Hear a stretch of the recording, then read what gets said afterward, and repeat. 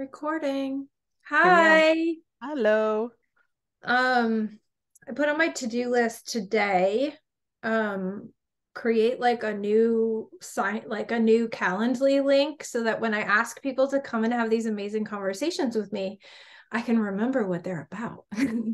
I know, because So we that both you would like, have said, Lynn Rogala, here's what we're talking about. But we figured that out before we we did. started recording, so we're Thank good. goodness for text history. Thank goodness. And also, this is an amazing problem to have because it means I'm inviting so many amazing, like, cool people onto this YouTube thing I'm doing. It's so true. Um, that there's all these great things to talk about. So, Lynn, say who you are first and anything you want to Who say am to I? get started. And then we'll just start chit-chatting. I think the chit chat will answer the question a lot too. Of course. Yeah, right. So I'm Lynn Rogala. That's a good place to start.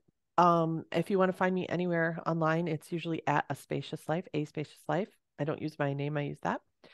Um, for lack of a better term, I'm a coach. But really, I'm like a magic doula, sarcastic sage. I do a lot with magical stuff along with the Yeah. coaching. Yeah. Um, and I'm going to say my thing because that leads into the conversation. I just recently Yes. distinguished the umbrella over all these things that I've been doing, which is I'm reclaiming the power of the feminine for humanity. Yeah. And that looks different in all these different places that I do it. But I guess that's the long short answer. I'm a multifaceted woman of many mysteries. It's very hard You to do a short know, intro. who wants to hang out with people who are not multifaceted I anyway? know, right? So, I was just talking to a friend about how we both have undiagnosed until our 50s. Mine is still unofficially undiagnosed and unmedicated ADHD. And I'm like, yeah, me too. and he's like, people are telling me to take meds and I don't want to. I'm like, I kind of don't want to too. And no hate if you want to take meds, but I'm like, I kind of like my brain the way it is. I know. I know. Yeah, I've recently taken all the like online quizzes that I avoided for a long time, and they're all like strong indication, very likely, like everything. I'm like, oh well, we'll see what Oh, happens. well. But Yeah, you know I, what? my, Actually, taking those has and this is all in the umbrella of what I want this YouTube channel to be, which is a place to talk about all of who we are. Because this is it. Like, let's stop compartmentalizing all the things and throw them all out there and talk about them as part of our wholeness. But yeah, anyways, I go just did ahead. a reel about this the other day because I was talking to my daughter. She's 14 and she asked me for advice on something. And I don't have her permission to talk about what she asked for. But Yeah. one of the things I told her was because I have a diagnosis of depression, there's things I know about my brain. And I used the word mental illness when I was talking to her, and I don't love that. Not because I think there's anything wrong about talking about mental illness and mental Yeah. health and there's no stigma for me, but I'm like, is it a mental illness or Yeah. is it just like another kind of neurodivergence? And I said, Yeah.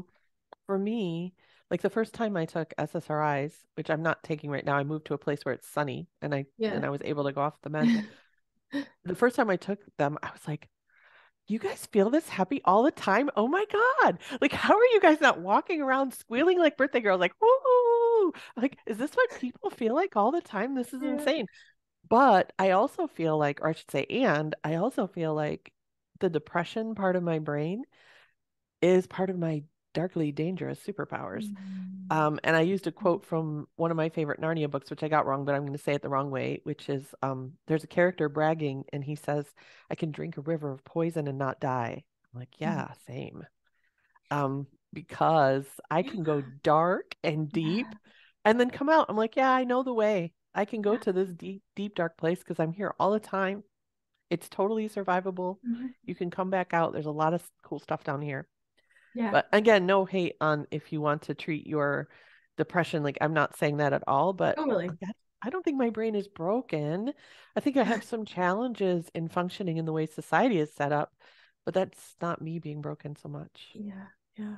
And I totally get it. I mean, I've had you on my abortion podcast too. So, like, talk about like being able to sit in the darkness and then Hmm. like also expand that in the other degree, which is the light of that. So I wrote, when you said mental illness, I wrote down the words mental variabilities. Yes. Yes, because the thing with my depression, I remember when I was in my 20s and I used to have depressive episodes uh, and I would clean the house because I made a conscious decision that I know this isn't going to make me feel better, but I could be depressed with a dirty house or depressed with a clean house. So I'm just going to clean the house. And I would mop the floor. I can still remember mopping the uh, kitchen floor in like such a dark pit that I could almost barely move. But I'm yeah. like, I can still do this. And my floor is Mm, clean and that's good. And I'm functioning. And the only reason it was a problem is I was still expected to go to work, Monday through Friday. If I could have had just 3 or 4 days to lie in a dark pit, I always come out with something. right. So it's not really a me problem, It's an employer problem. right? The structure of it, right? So the neurodivergent brain thing includes being able to drink all that poison Mm, and not die. I love it. Um, okay, so we were talking about I love the way you describe things, and you were helping me see that one of the umbrellas of like that my work falls under this umbrella of like returning women to their power. Right. And I want Um, to wait before I want to make sure it's very clear that that falls under your umbrella. So yes, it's not some arbitrary umbrella somewhere where you're getting categorized under someone else's. You're distinguishing like the bigger thing that you're up to by seeing it like the thing you were doing before, like the abortion coaching, which I know you still do, but it's not your main thing, is actually under this larger work of returning women to their power and yes, not returning power to women because you don't have it. They have walked away or been taken away or been snatched away from their power, and you help them find their way back to it.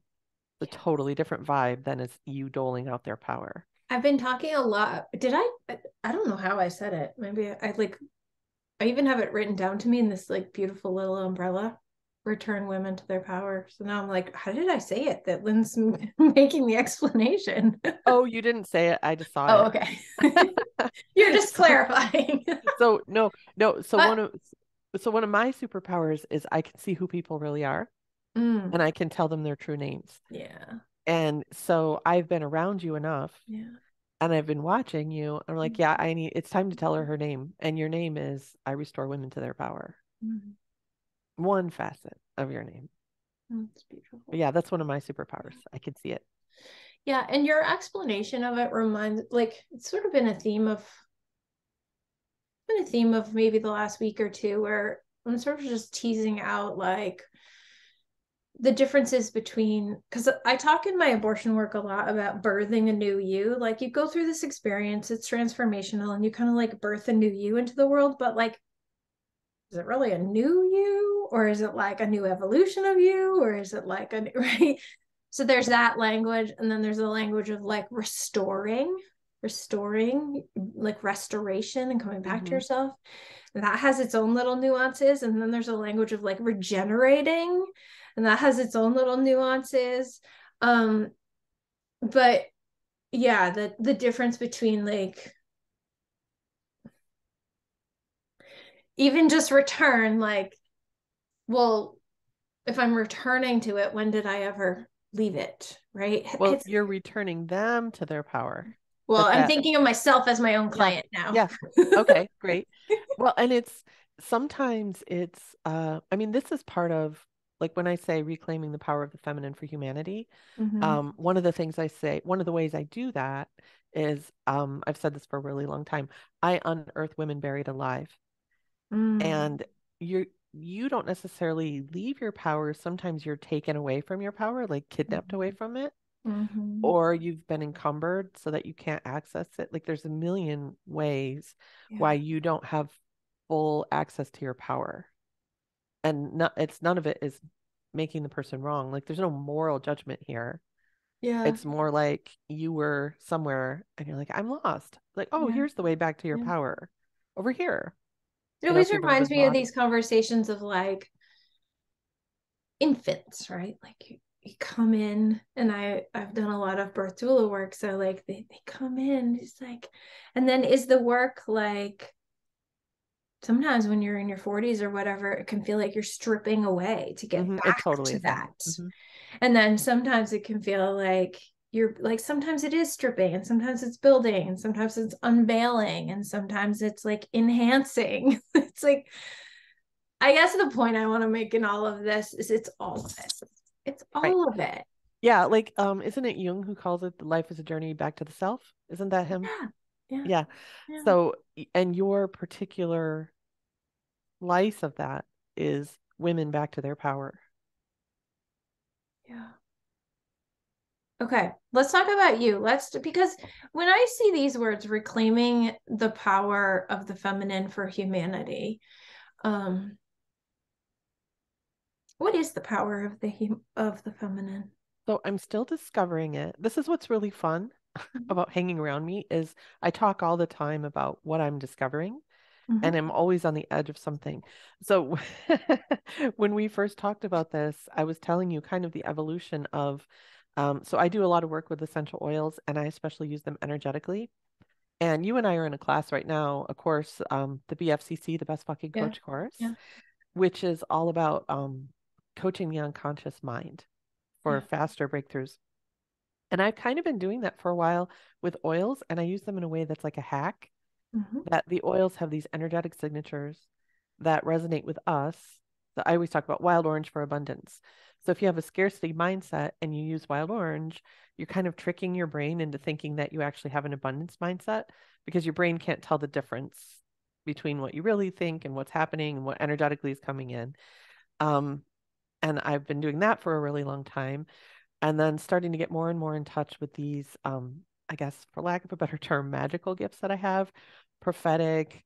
I can hold magical space, like I can bring people in to magical spaces and they have an experience because of the space I'm holding.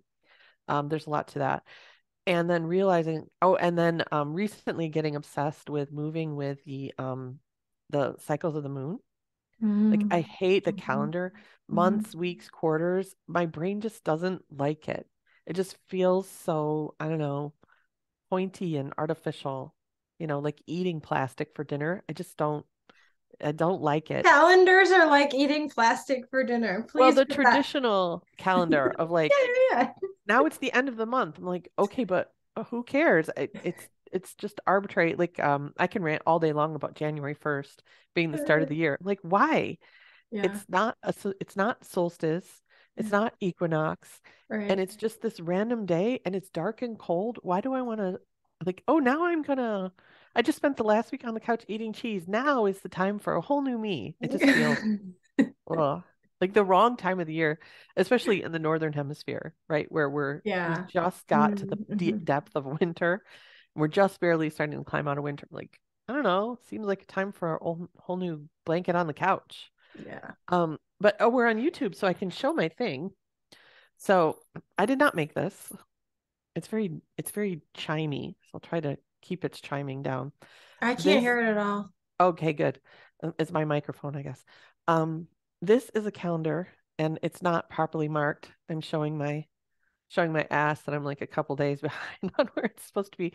But this is a calendar that I bought on Etsy of the year. And it started at this bead is for Samhain, Halloween. And I'm not pagan. I don't observe all these things, but I just was fascinated with this idea. And it marks the black beads are new moons, the white beads are full moons.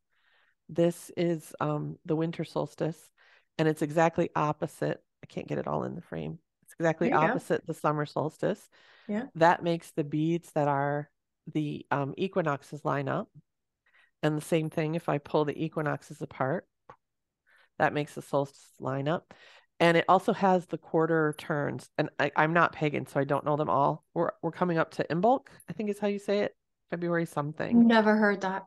Well, it's this place between. So here's winter solstice, right? Okay. December, whatever it was, first day of winter. Here's the spring equinox, vernal equinox for us, right? First day of spring. And then you see the silver bead in between. Yeah. So if you picture it like a circle, which I can't quite make this into a circle. If you picture it as a circle, you're you're calling off, you're dividing the circle into pie pieces, and you're just kind of moving around and observing the different pies as you go around. And the And the big little one, dangly one is where we are. Well, yes, except but you said you not were because behind. yeah, it's supposed to be, I don't know, when was the new moon? Saturday, Sunday, Monday, Tuesday. Oh yeah, I'm way behind. It should be more like right there. So the idea is that every day you move it. That is one of the ideas, but there's no way I will ever do that. Yeah, I would never do that. I like, but I like thinking about the year this way. This feels Yeah, good I to do me. too. And I am already planning to make one for myself because um Samhain Halloween is not a particularly interesting start for me. Hmm. I'm thinking of switching my new year to be the vernal equinox, Mm. or maybe the start of Aries season, or maybe my birthday. I don't know, something that makes more sense to me. Hmm. Um, and I'm also thinking of making one of these where I have beads for dates that are significant. So like I love Advent. I love Advent. And I would make these beads over here that are around Advent, like a different, or I'm Color or sorry, no, I'm on the wrong something. side. Yeah. Advent would be down here, whatever, a different Wow, you color. could get really, you could have a lot of fun with this, with Yeah, a like precious stone for my stones. daughter's birthday, a precious stone for my birthday, my husband's Hmm. birthday, our anniversary, all these special dates. Lent is coming up. I would put Lent on here because I observe Hmm. Lent. And I would have so that I can see my year. Hmm. And this, my brain loves this. My body loves this. I was gonna ask you, okay, so if a traditional calendar feels like eating plastic, what does this feel like for you? This feels so good because I've started moving and I've started doing I take my mailing list on monthly sprints, moon-based sprints. That's my software background coming in. So we do I just did, if I had done it at the right time. See, now I think I'm looking at it backwards. I'm very confused. This, I would This be very confused. this is why I need like more than these markers, but this is just I'm just playing, right? Yeah. So here's the new moon, here's the full moon, here's the new moon. Hmm. So we do an oracle reading on the new moon. We set an intention, and Hmm. then we move for about 2 weeks. Yeah, that's right, because that's in bulk right there. Midwinter, I think. I don't know I don't remember. I'm not pagan, so I don't know all that. Yeah, yeah. But a lot of people who aren't pagan celebrate these things too. So we set an intention from new moon to full moon and we do Mhm. an oracle read. And right now, what we're doing, because of where we are astrologically, is we're taking rebellious actions to set up greater flow in all of our systems. So, like the systems of our work, where is there something blocked? Where could you build a dam? Where could you blow up a dam? Where could you dig a little stream to pull more water into the river? So right now Wait, we're say that taking again. action Rebellious actions for what? to open up the flow in our systems. Mm, It's so good, good. right? And it's Hmm. fun and it's playful. Hmm. We're doing that. And then at the full moon, we'll stop and we'll celebrate. We'll see Hmm. what there is to harvest. We'll see what there is to refine. And then this month, it's different every month, but this month from full moon to new moon, then we're going to start taking massive actions inside the newly opened systems to see what happens. So, like, Mm. basically, right now, we're messing with how the river flows. And then from full moon to new moon, we're going to pour a bunch of water and see what happens. Yeah, And yeah. then at the next new moon, we'll set another set of intentions and we'll do this, this, this. So it divides everything up into these 2 week cycles and Mhm. they feel real to me I thought because I the can, 2 weeks just feel so nice too. yeah, that's actually in software, 2 weeks is a nice, neat. It used to be when sprinting first became a thing that they would do 4 week sprints and that's too much. I don't Shit even goes know what you sideways. mean by sprinting and Oh, software. so a sprint. All right. So a sprint in the software terms. Come on, Lynn, step up the definitions. I told you I was a multifaceted woman of many mysteries. Um, you decide what you're going to work on and you set a plan for whatever the duration of the sprint is, 2 weeks, 4 weeks, Mm-hmm. whatever it is. Mm-hmm. And then you head down, focus on that. You don't make any changes. No one's allowed to change anything. And that is what you work on. And there's a million asterisks on it, right? If there's like one time I was working on a sprint and a law got passed that affected what we were doing, and we're like, okay, We have to let that in. We stop the sprint, start a new one. But the idea is you stop the sprint and start a new one. Like you can Okay. stop us if you want.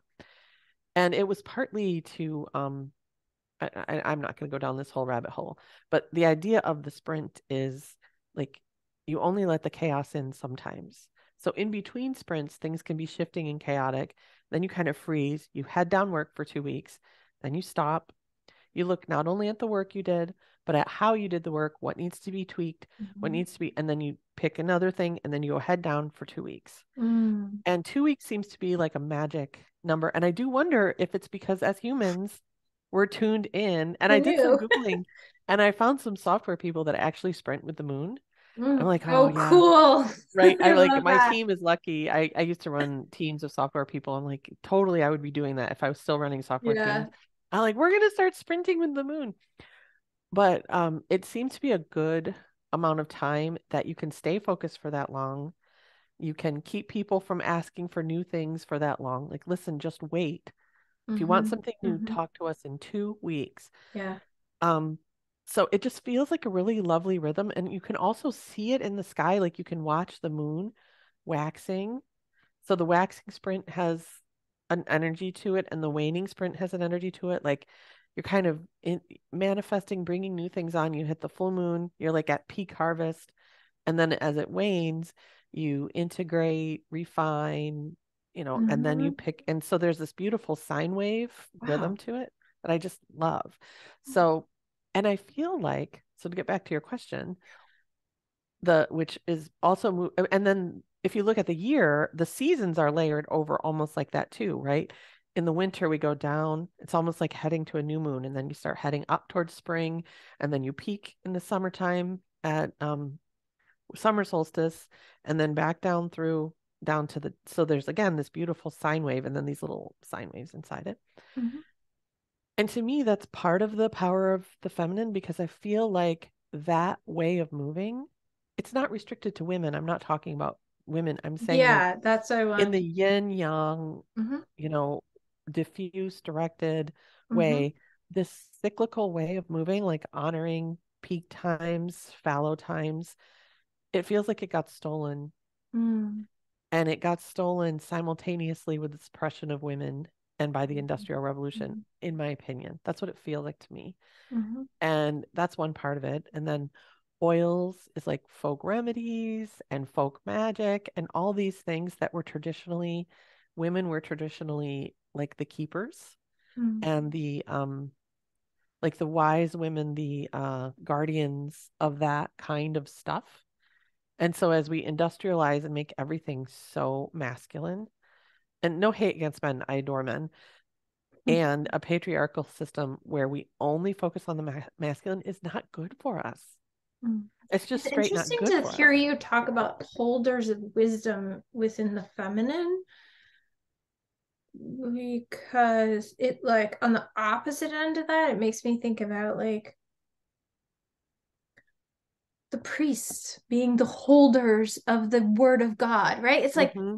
like I get like at one hand I'm like, oh, it's so beautiful, women holding wisdom, and then I'm like, have another reaction that's like, no, that was used against us.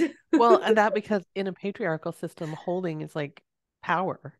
whereas I'm using it more like guardian, like guarding a flame, Yes. right? Yeah. Like the guardians of the flame, Yeah. not the distributors of the flame, not the like, and in a lot of ancient, like Vesta, the goddess Vesta, she is I just recently learned about her. She's so cool. She's like the goddess of the home, but she Mm. also was responsible for the flame of Rome. Mm. And so she has this big job and this little job. The Vestal Virgins, I don't know if you've ever heard that term, right? So No. there was a temple Most of to what you talk about I've never heard of. Vestal. All the This is just time. this is just this isn't even astrology. I mean, there's astrology to it, but this is just like Hmm. Greek, or Greek and Roman. I can't remember. I always mix them up. Anyway, there was a flame in the Temple of Vesta, and the belief was if the flame went out, Rome would fall. Mm. So the keepers of that flame were the Vestal Virgins because they couldn't have any distractions. They needed to have only their focus on, right? It has to be maidens, no husband, no children, no work, no job, no nothing. This is what they do because that is really, really fucking important, right? And, and so that's Vesta in Rome. And when you have a home, you would go and get a flame from, like, you would light something there and bring it back. And there was a smaller flame in your home in the vestibule of your home. That's where that word comes Uh-huh. from. Uh-huh. And that is like the keeper of the sanctity of your home. And so guarding and tending and keeping and holding that flame was super important both for the health of the nation and the health of the individual households. So when I say women as like the holders, that's not even, I don't even like that word, and the word I want is out of my reach right now. Well, I liked when you said guardians versus Yeah, and like, holders because and it's they like there's pass it still on. flow and movement. It's like Mhm. nothing's stuck. We're just Like the tending to. tenders, Yeah. tend, yeah. Mhm. Yeah. Yeah. And again, not to say that men don't also have, or not just men, like the masculine also has its own, the keepers of this and the handing down of this and the, like the ancestral handing down. But I feel like we've just chopped off what I would consider to be the more feminine parts of what it means to be a human being, Mhm. to winter, to kind of snuggle up and go fallow when the snow is on the ground and it's cold outside. Instead of showing up every single day the same way, that's just such a yucky Yeah. way to be. Yeah.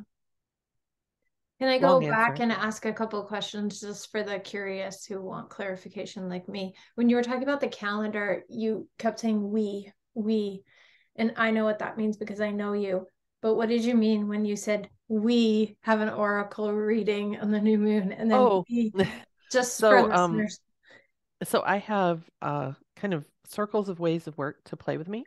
I say work, but play. It's really play with me. Mhm. So everyone on my mailing list is invited to 2 monthly rituals where we do this. Yeah. We do an oracle read on the new moon. We do an oracle read on the full moon. And then I've also started expanding that out to, I just did something for Mercury retrograde, actually did something for the last two.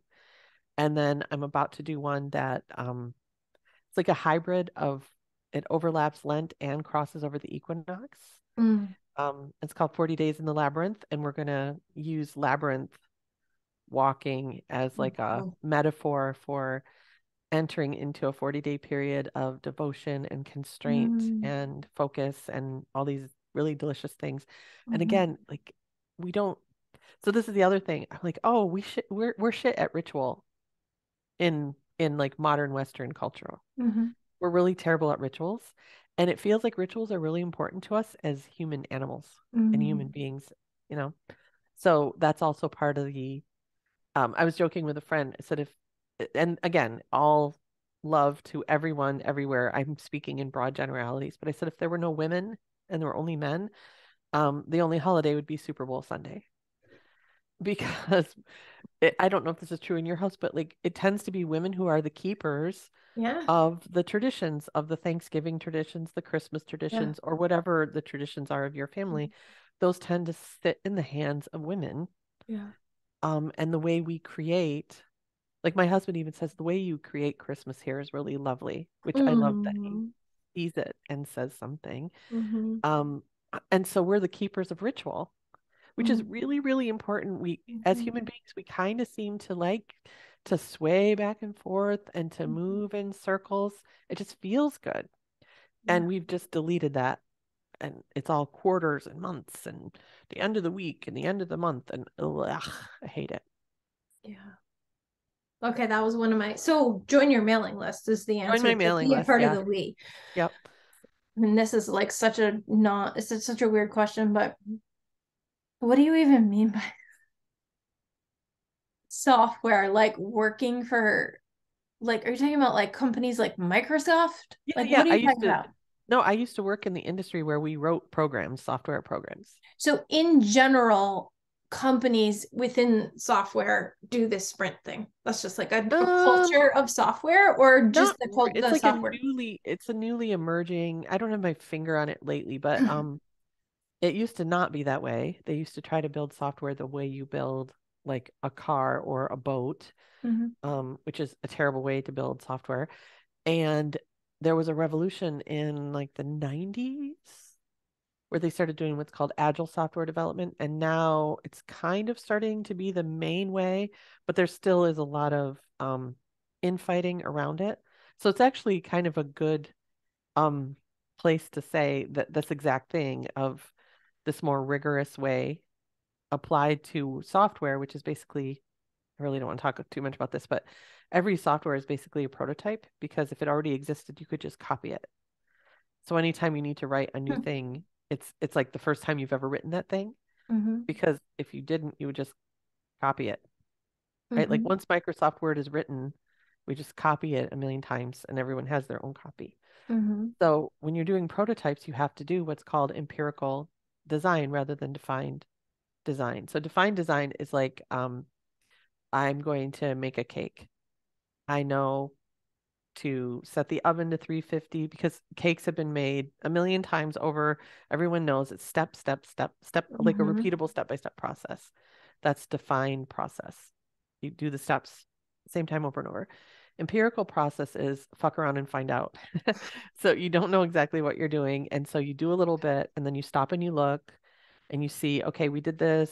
Because it's not just moving cyclically, it's also doing, talking about software again, it's also doing what's called retrospectives, where you sit and go, okay, what went well? What Yeah. didn't go well? What do we want to change? Um, and my team used to do those sometimes ahead of time. We called them pretrospectives, and some people call them pre-mortems. Like whenever we were going to do something really scary and big, I'd say, all right, how are we going to fuck this up? And then they would come up with all the ways that things could go wrong, and then we would make plans. So there's like an Nice. inspection element to it. Yeah. Yeah. So even in the software industry, this is still a debate because there's people who are like, no, it's the same way that you build a computer because we know exactly what we're doing. Like, no, each one is a new experiment, basically. So there's like a lot of infighting, but the more modern way is agile, and then there's like these hybrids, and that's a whole rabbit hole that I don't really want to go down, but it is not, I would say it's not 100% the culture. There's I still love it. a lot of And I fighting love about that it. anyone finding this is just like watched me like this the whole time. Like, Like, huh? what are What? you talking What do you about? mean? And then you got this beautiful view of Lynn's entire brain and experience. Not the entire brain experience. I don't want to do sit Yeah, here okay, all day this is long. true. um, okay, so let's we should finish up here soon, just for the time wise. But my question is, I'm newly cultivating this community where I want us to be able to come together and acknowledge. It's almost like if you were to create like a timeline of your life with beads, right? Like Yeah. this is when I went through that infertility journey, and this is when I went through like early parenting, and this is when I went through um whatever, like PMDD, and like all these different kind of centering our reproductive experience as like an important part of who we Hmm. are, Yeah. and then having the tools to navigate that, because it can be very messy and it can be very under researched and understood and all the things. So how do we center our reproductive experience in our whole human cycle and like come together in community and like figure out what to do with it, be in sisterhood around it? Yeah. Are you asking or are So you I'm just gonna say? asking, in Because this is that, your work, not mine. yeah, yeah, yeah, in that in that community, what does reclaiming the power of the feminine have to offer? Like, if we're So, looking at our entire reproductive timeline, both past, current, and then projected future, how might we integrate like a reclaiming of the power of our feminine? so I would say a really fun place for you to look Yeah. is in the maiden, mother, crone archetypes, because Maiden, that's some mother, crone maiden, mother, archetypes. crone. Um, that is something that used to be more acknowledged, and in some cultures still. So when I'm talking in a very like centering my own culture because there's plenty of Yeah. indigenous cultures and other cultures that still do this just fine. So I'm centering my own experience. Mm-hmm. But maiden, mother, crone, the idea that we move through these phases, like maiden is before your first period, Mm-hmm. mother is from period to menopause, and crone is menopause and beyond.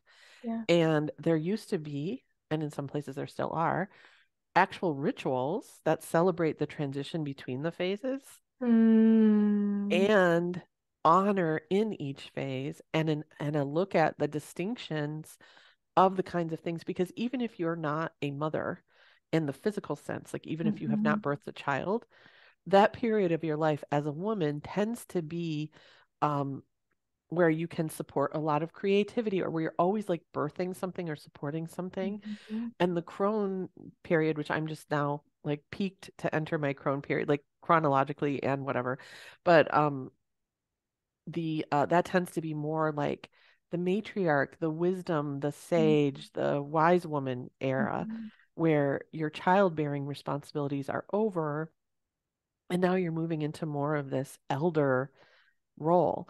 Yeah. And I made a really cranky post the other day where I said, in our culture, we how did I put it? Consume the maiden, exploit the mother, and discard the crone. Mm-hmm. And so there's no honor in Mm-hmm. any of those phases. And Consume, exploit, and discard. discard. When you first said maiden, mother, crone archetypes, I heard it as this one thing, and I was like, oh, the pause. Maiden, mother, crone archetypes. Yeah, I maiden, mother, crone was like, oh, archetype. I know what she's talking about. And to answer really specifically, like about ritual, I was just talking to someone the other day, and this might be something for your community because most of them are going to be exploring like mother, crone, Yeah. maiden being in the rear view. Mhm. That in like this, I know this from the Bible, so this is like ancient Mesopotamian culture. People used to build altars. We think of an altar as like a place to worship, but they used to build altars that were little piles of stone to remember things. Mhm. So like this is where usually it was like this is where God spoke to me, or this is where I made this agreement between these two kings. But they would make like little altars to mark, because there wasn't a lot of writing. I don't know if there was any writing, and there weren't a lot of, I mean, even if there was writing, there wasn't a lot of permanent writing or Yeah. portable writing. Yeah. So they would build these little things, in there where they were all the time, so that they're out walking and they see it and they think, oh yeah, that's a good reminder that, you Huh. know, Yeah. whenever that thing happened. So some way of building like altar stones or touchstones, or like you said, like a cycle of beads where you're building this, like the beads of your life, right? Like a big red bead for when you enter the mother phase, Yeah. not to be too hippie about it. And then however else you mark, like maybe little tiny beads for regular days or regular years. And then, like, when I think about making a calendar, I want a precious stone or a precious metal for my daughter's birthday. That's a really significant date in my, Mhm. and Mhm. I think also too, recognizing that when dates come around, because I'm talking just about this right now, I'm Yeah. talking to my Yeah. people about just the Mhm. moon cycle and the annual cycle, sun cycle, like moon and sun. But there's also your personal, Yeah, that's sort of what I was talking about. Is like, what's my timeline cycle right? of Like what every yeah, year when this comes yeah, around, yeah. every year on the anniversary of this, Mhm. my children's birthday, the anniversary of my mother's death, all those things are significant altar stones in your personal journey for Yeah. everyone. But you could be very like tuned in Yeah. to that like meta pattern. Yeah, I was just talking with a friend who lost her child many years ago now. Like I, I wanna I'm not even gonna guess. She lost her child many years ago. She's very much processed through it, but like this is the time of year that loss happened, Yeah. and it was by suicide, and it was very like very traumatic. Um, and we were just having this conversation how like it as you move forward and as you grow, like you forget how those annual dates really, Your like body doesn't your forget body though. remembers, your spirit remembers. Like that's an important time to honor. Just Yeah. to honor it. It's like you Yep. don't have to go all the way back into it, but just be like, oh, that's why I'm a little That's irritable. why I that's why That's I why need a I'm little more feeling care. extra love or whatever Yeah. it is. Yeah. Yeah, or I'm feeling tender. Yeah. Not to open up this whole rabbit hole, but I heard a really interesting way of looking at time as spiraling up like Mhm. this. Mhm. And so each year, say each turn of the sun is one spiral up, up. And so you have a date, say February 12th. That's a significant date to you. All the February 12ths are stacked up. And so all the February 12ths, in one way of looking at it, are closer to each other than every other. So like February 12th this year is closer to February 12th last year than February 11th this year. Like they're in a little pile, right? Not to Yeah. open that whole rabbit hole, but Yeah. it is like it, the person that was talking about it was actually talking about it in the context of Christian communion, and he said his look at transubstantiation is bringing this moment in time into the moment of the crucifixion. I was like, oh, So when you hit that time, you're closer to that experience yeah, than any other time. yeah. So say the death of her daughter, whatever date that was, Mhm. when she hits that same place in the calendar, Yeah. she's closer to the death of her daughter than any other place, Yeah. even like 2 days after it in linear time, the anniversary is like touching it. Yeah. Whew. Cool. That's really Big fun. thoughts. Yeah. Yeah. I love this. I like as soon as you started talking about maiden, mother, and crone, I was like, kind of my creative brain just started Oh playing yeah, like that'll be all a the really ways to. And the other thing is like, yes, most people in the community who will come to me are moving through mother and crone, but they're mentoring and mhm. nurturing the Yeah. maidens, right? Yep. So it's like, Yep. and wanting to go back and mentor and nurture and heal the maiden they were. Yeah. So Yeah, that especially helps. because, like I said, we mostly exploit the maiden and Yeah. then can or no, how did I say it? Consume the mother or consume the maiden and exploit the mother and discard the crone. Like when you think about our culture, like Mhm. maidens are an object of consumption, right? Yeah. Hot models and young girls, and they're just to be consumed. Yeah. And then that creative power of the mother is to just be exploited and extracted to make money for some big fat white guy, right? And then the crone is like totally useless because she's not hot and she's not, quote, productive Yeah. She's a guardian of wisdom. and insanely productive in the right contexts. All right. This has been really fun. Lots of different rabbit holes and ways to think about stuff. I Cool. know Thanks for that we inviting both got on today and we were like, what are we talking about? me. Um, We ended up not talking about the thing we said we were going to talk about, which is the idea of the umbrella, but another day. another day. I think what one of the reasons I love just listening to you and sort of pondering is because I am not a tapped into your belief system around Christianity. And so I hear that like I just like listen and learn. And I am not tapped into like the flowy goddess feminine, like that energy. I am I kind of am in awe of it, but I stand back. So like as a yeah. Let's see, I'm not really tapped into it as a flowy weirdo either. No, No, but you weirdo sounds judgy, understand it in a I'm not saying you are a flowy weirdo. I'm saying like but I think getting it branded as like this flowy ephemeral thing is part of what we need to throw away yeah. because like Yeah, that's what happens to me when I'm with you. I'm like, oh, oh, and I there's some just soak it. badassery in there too, right? This is Yeah. power. This is power, Yeah. not the like floaty, gushy, warm. In fact, I was talking to someone just the other day because I was doing an oracle reading for her, and geranium oil came up. And I often make fun of the energy of geranium oil because it's this ooey gooey, lovey puppies, babies. I'm like, yeah, it's really not my vibe. So there's power. There's power. Like when you think of powerful mothers, they're not the ones who just float in and like throw pixie dust. They're the ones who are like, pull your head out of your ass. That's more my mother energy. Yeah. Yeah.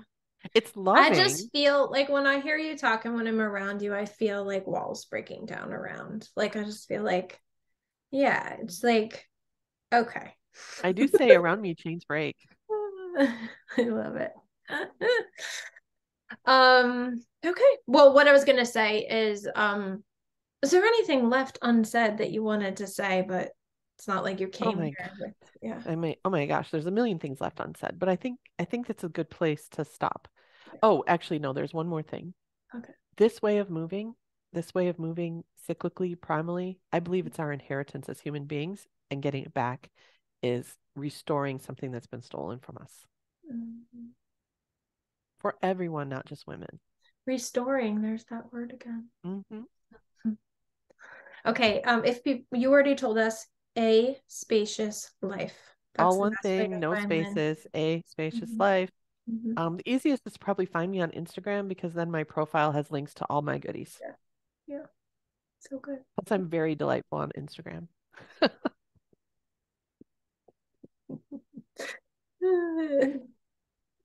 Well, Go thank you so follow much. Lynn's Instagram. Yeah, You'll know why follow we're me on laughing. Instagram. Okay, Yeah. bye. All right. Bye.